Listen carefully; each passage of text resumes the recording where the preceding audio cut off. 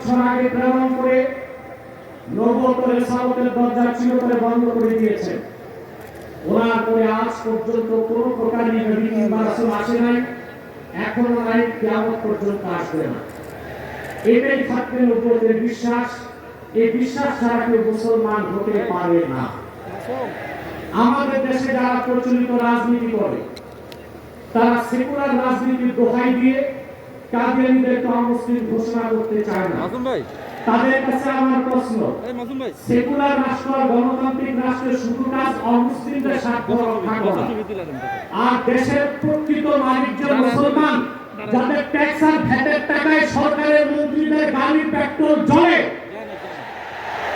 সেই মুসলমানদের মৌলিক দাবি আদায় না করা হয়, যে সংবিধানে সেই সংবিধানও মানি না, সনদও মানি না। প্রিয় বন্ধুগণ, খাতমে নবুয়তের জিহাদ সবচেয়ে বড় জিহাদ। খাতমে নবুয়তের আন্দোলন সবচেয়ে বড় আন্দোলন। আপনারা আগেও শুনেছেন, রাসূলুল্লাহ সাল্লাল্লাহু আলাইহি ওয়াসাল্লামের জামানায় 10 বছরের যুদ্ধে ইসলামের পক্ষে এবং বিপক্ষে মোট মানুষ নিহত হয়েছিল 1018 জন। আর সিদ্দিক আকবরের জামানায় মুসাইলামাতুল কাজ্জাবের বিরুদ্ধে যে অভিযান হয়েছিল, সেই যুদ্ধে হাজারের উপর সাহাবী শাহাদাত বরণ করেছিলেন।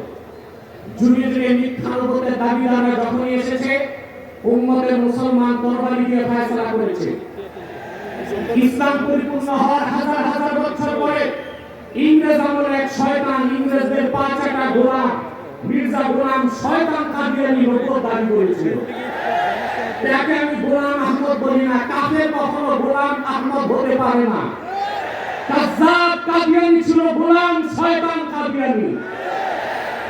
1908 সালে আল্লাহর গজবে সে ধ্বংস হয়ে জাহান্নামের কুকুর হয়েছে। এটি কে বললেন? বাংলাদেশে ব্যাপক উৎপাত করছে। আপনারা জানেন, বর্তমান সরকার দায়িত্ব নেওয়ার পরে বাংলাদেশের বিভিন্ন জায়গায় কাদিয়ানীদের নতুন নতুন আস্তানা গড়ে তোলা হয়েছে। কাদিয়ানীদের আস্তানা পাহারার জন্য সেনাবাহিনী, পুলিশও মোতায়েন করা হয়েছে। যদি তারা সংখ্যালঘুই হয়ে থাকে, তাহলে তাদেরকে সংখ্যালঘু ঘোষণা করতে সমস্যা কোথায়? এদেশে তো হিন্দু, বৌদ্ধ, খ্রিস্টান আছে, আমরা কি তাদেরকে অমুসলিম দাবি করে বলি? তারা অমুসলিম পরিচয়ে আছে। তাদের উপাসনালয়গুলোকে আমরা মসজিদ বলি না, গির্জা বলি, প্যাগোডা বলি, মন্দির বলি। কিন্তু কাদিয়ানীরা ইহুদিদের চেয়ে নিকৃষ্ট কাফের, তারা জিন্দিক। জিন্দিক বলা হয় সেই কাফেরকে যে প্রকাশ্য কাফের, নিজেকে দাবি করে মুসলিম। সেই জন্য শরীয়তের আইনে কাদিয়ানীদের একমাত্র শাস্তি মৃত্যুদণ্ড। যেহেতু বাংলাদেশ সেকুলার রাষ্ট্র, আমরা ছোট একটা দাবি করেছি, তাদেরকে অমুসলিম ঘোষণা করতে হবে। এই দাবি আপনারা কিভাবে আদায় করবেন? ঐক্যবদ্ধ হয়ে বছরে একটা কর্মসূচি দিয়ে হবে না।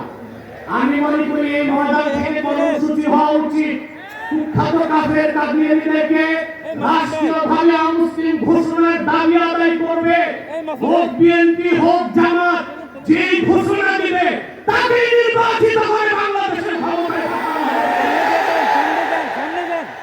আপনারা রাজনৈতিক দলের নেতৃবৃন্দ ইসলামী রাজনীতির দোহাই দিয়ে যারা আন্দোলন করেন, আপনাদের কর্মসূচিতে কেন ঘোষণা দেন না? সংসদে গেলে কাদিয়ানীরা মুসলিম ঘোষণা করবেন। পশ্চিমারা খেপে যাবে। ভারতের দাবিদারি, যুক্তরাষ্ট্রের দাবিদারি করে কেউ ক্ষমতায় যেতে পারবে না। যদি যায়, ক্ষমতায় টিকতে পারবে না। এক সাগর রক্তের বিনিময় হলেও বাংলাদেশের কাদিয়ানীদেরকে রাষ্ট্রীয়ভাবে অমুসলিম ঘোষণার দাবি আদায় করা হবেই হবে। ওয়াকিল দাওয়ানা।